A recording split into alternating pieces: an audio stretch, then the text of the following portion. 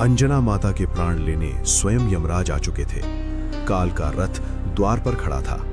यमदूतों ने समय घोषित कर दिया था, लेकिन उन्हें नहीं पता था आज वे किसी साधारण मां के पास नहीं आए हैं। वे उस मां के सामने खड़े थे जिसने जन्म दिया था पवन पुत्र हनुमान को। और जैसे ही हनुमान को ये पता चला, उस दिन पहली बार मृत्यु को डर लगा। रात असामान्य थी, वातावरण भारी था, पक्षी मौन थे। अंजना माता ध्यान में बैठी थी। उन्हें सब ज्ञात था, समय पूरा हो चुका था। आकाश से काले बादल उतरे, यमदूत प्रकट हुए। उनकी आवाज गूंजी, देवी, चलने का समय आ गया है। उसी क्षण प्रकृति कांप उठी, वायु तूफान बन गई, पेड़ झुक गए, अग्नि डगमगा उठी। दूर पर्वत पर ध्यान मग्न बैठे हनुमान की आंख खुली। उनके हृदय में कंपन हुआ। मां, क्षण भर में उनका शांत चेहरा अग्नि बन गया। जब तक हनुमान जीवित है, मृत्यु मां को छू भी नहीं सकती। उन्होंने छलांग लगाई, धरती फटी, पर्वत कांपे, आकाश गरजा। यमदूतों ने पाश फेंका, लेकिन हनुमान ने उसे हवा में ही तोड़ दिया। उनकी पूंछ अग्नि की लपट बनकर घूमी। यमदूत दूर जा गिरे।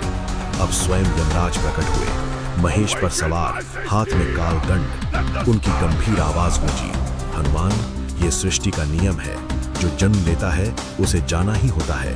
हनुमान की आंखें अंगार बन गई। धर्म मां से बड़ा नहीं होता। यमराज ने काल दंड चलाया, पर हनुमान ने उसे अपने हाथ से रोक लिया। प्रहार की टक्कर से आकाश फट गया, धरती हिल उठी, समुद्र उफन पड़े। यम का पाश फिर चला, हनुमान ने उसे चूर कर दिया। देवता स्तब्ध थे। उन्होंने पहली बार देखा मृत्यु पीछे हट रही है। सृष्टि संकट में पड़ गई। देवता ब्रह्मा और शिव के पास पहुंचे। यदि मृत्यु रुक गई तो सृष्टि रुक जाएगी। तभी आकाश नीले प्रकाश से भर गया। भगवान शिव प्रकट हुए। हनुमान, तुम मेरे ही अंश हो। तुम्हारा क्रोध धर्म के लिए है, लेकिन संतुलन भी आवश्यक है। हनुमान शांत हुए, पर उनका तेज जल रहा था।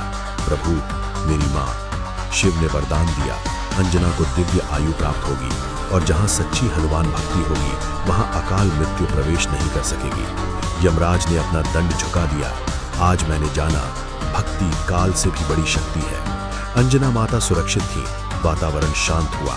हनुमान ने अपनी मां के चरण छुए, और उसी दिन से कहा जाता है, जहां हनुमान का नाम गूंजता है, वहां मृत्यु भी कदम सोच कर रखती है।